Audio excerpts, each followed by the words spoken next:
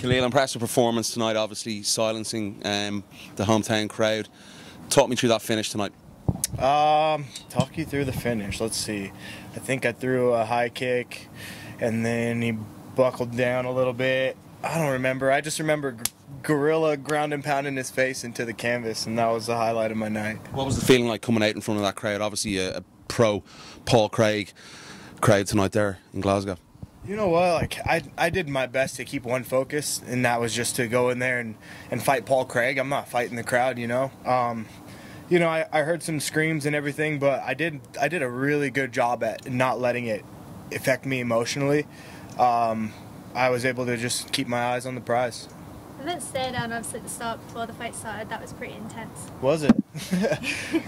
Yeah, I mean, I trained, 12 weeks for this fight with beating him in mind. So, you know, that's my goal, that's my target, right? It's like darts. I got to make sure that, you know, I'm focused on the bullseye and not all the crap on the outside. So I'm glad that it was intense for you guys. The light heavyweight division at the moment seems to be the division where you can make a name, you know, pretty fast. We're seeing, you know, guys with a couple of wins, you know, get top 5 ranked opponents.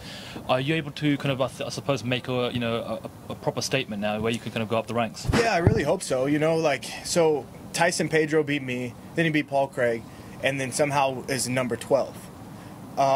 So that to me, it's like, okay, I just beat Paul Craig. I'm sure I'll probably have to face Tyson again at some point. You know, so there's a lot of guys. Like I said before, like I don't want to be a fighter for really long. I don't want to be one of these old guys like fighting for checks just to stay alive.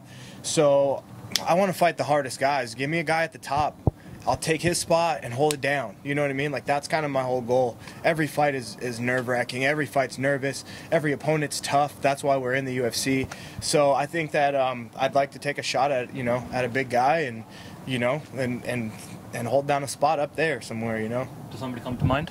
No one in general. I'd have to go back and really see what would make the most sense. I mean, those guys I respect them all. You know, not that I'm saying that like, oh yeah, I'll kick any of those guys' asses, whatever. I'm just saying, for me, I'd like to face one of those guys and not get murdered, but still have an even shot. So I'll see. I'll go back and talk to the bosses and see what that would look like. As they call me versus Jones is coming up pretty soon. What you John Jones? No, coming into this, I've always been inspired by John Jones as an athlete. Excuse me. You know, we're all human. We all have, you know, our own personal problems and issues. But I think that the guy is a phenomenal athlete.